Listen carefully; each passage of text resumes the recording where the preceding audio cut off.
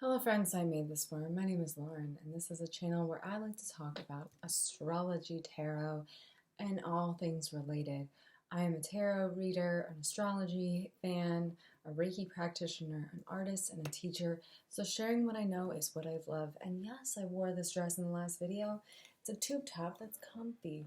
So that's that about that.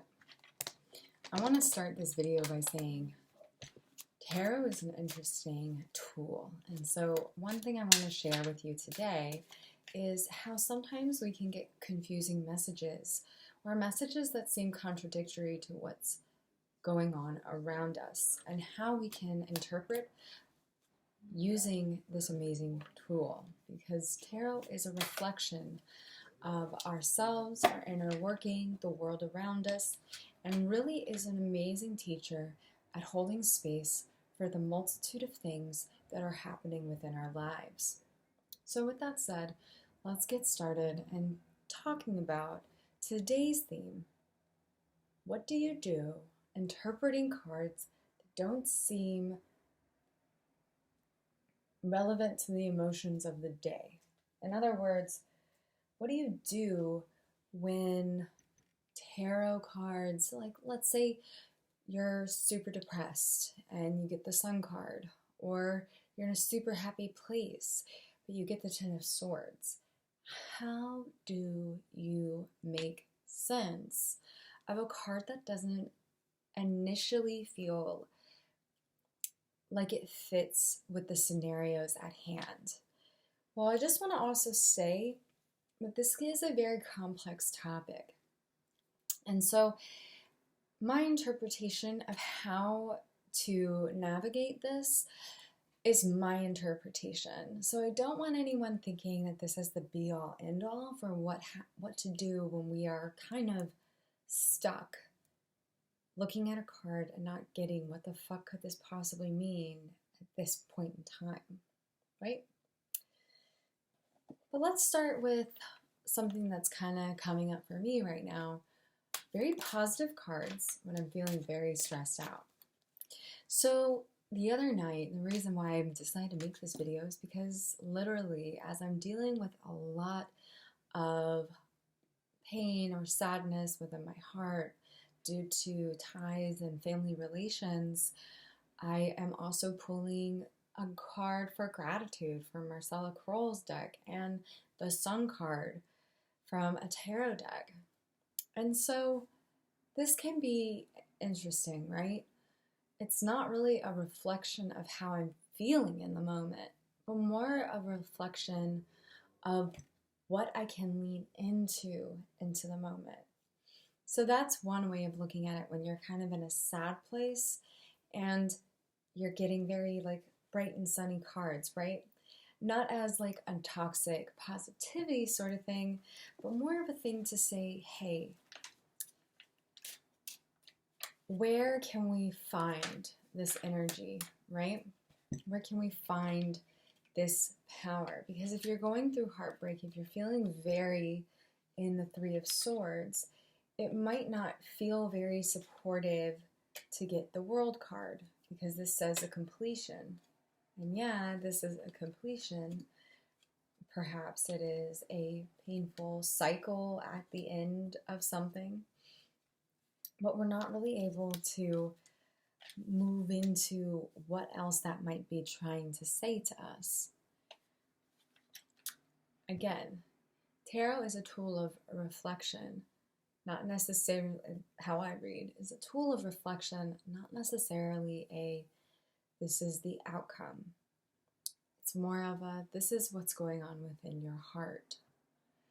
So what might be coming up if you're getting the World but you're feeling rather sad or alone is this idea that perhaps you need to take a step back and see where else you're surrounded by completion in a positive way. Again, not as like, well, focus on the bright side, but energetically, where can you put your energy and complete tasks? You're feeling heartbroken, you're in a really bad place, you're just feeling overwhelmed and depressed. it can be a good reminder to go, well, there are other things I can complete in this day to nurture myself, right? This is almost a way of looking at tarot as a way of self-care. And let's look at the sun. Again, getting this when you're really depressed might be like, okay, thanks for the toxic positivity, tarot. But what it could be saying in whatever scenario you've got going on, whether it's stress at work or school, is that there are certain things you can release and certain things you can use to support you more. And by that, I mean, what sort of boundaries can you use to be your white horse to support you at this time? If work is stressing you out and a boss at work is saying, I need more of your energy, you need to be working outside of your contracted hours, there's maybe an invitation here to go, you know what? I can meet this person halfway, or at least calmingly and lovingly give a boundary to protect myself from burnout. And this card can act as more of a reminder to check in with yourself and see what would be illuminating for myself at this time. What would bring me joy at this time? Would that be binging Netflix just to kind of help me reconfigure my brain for another day? Probably. You probably don't have to do all the things. You probably should take a nap. What else could you do to illuminate and embrace your childlike self? Again, it's important to kind of analyze these cards a little deeper rather than the positive, like the toxic positivity that might be coming through, because when we see these cards, when we're happy, we're like, ah, yes, my happiness is validated in this moment. So these are just some things I want you to think about and kind of engage with these cards in. If you're finding that cards are kind of coming in weird and tricky patterns for you, like they just don't resonate with where your emotional state is, they might be coming up as a teacher moment of how can we move past the discomfort with grace. That's the thing I really want you to think about. How can we move past this discomfort with grace? Not by forcing ourselves, not by denying that something is happening, but by instead embracing what we can do to support ourselves in our growth and our ability to move through the discomfort.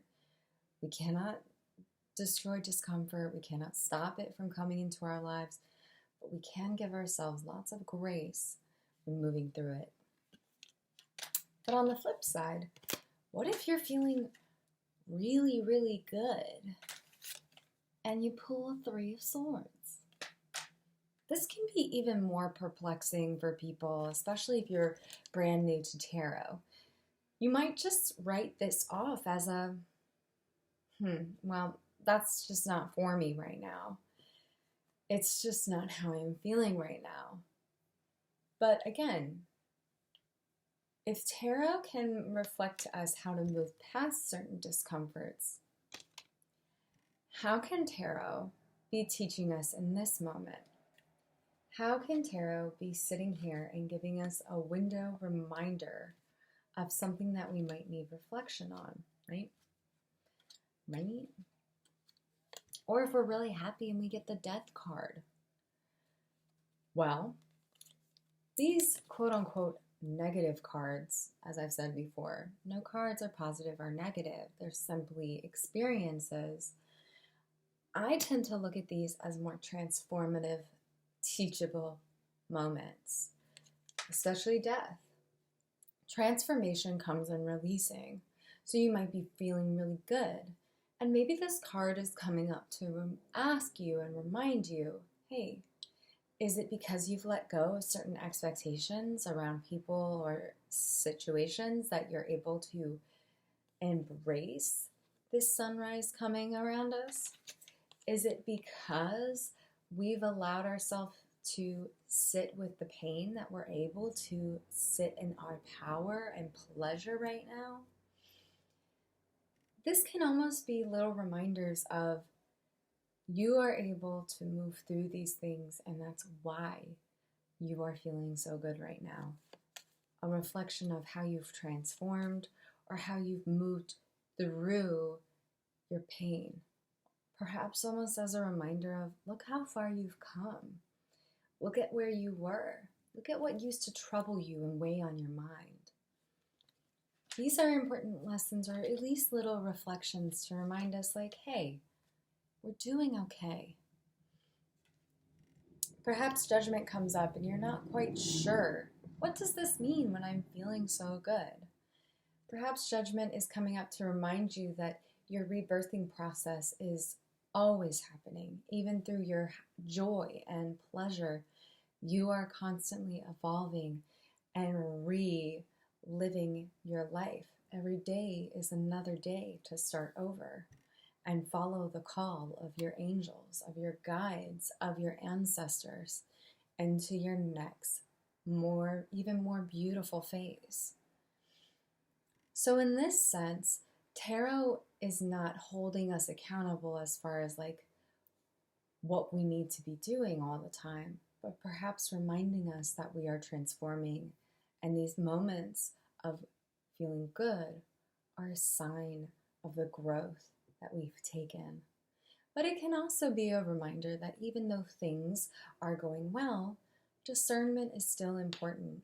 We have to make sure we're nurturing ourselves and engaging in whatever ego death the day decides to invite us into.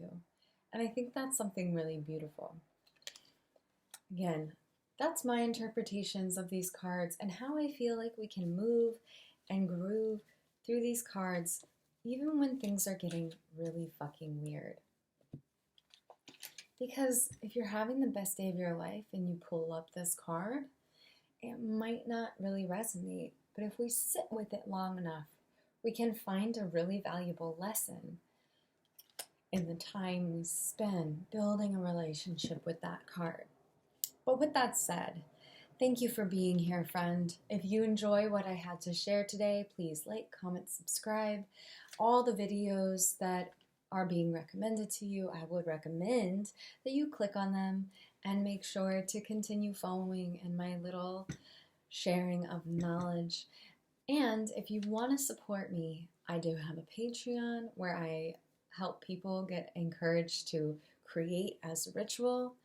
And I have a podcast called the Subnormal Podcast where I talk to artists about their spiritual practice. And I hope you have a beautiful day. Links as always down below. If you've had this come up with a tarot card and you're kind of like, what is this? Please share it down below. Let's talk about it. It's juicy goodness and I love it always. But with that said, let's pull one more card for clarity. And I hope you have a beautiful day. Bye-bye.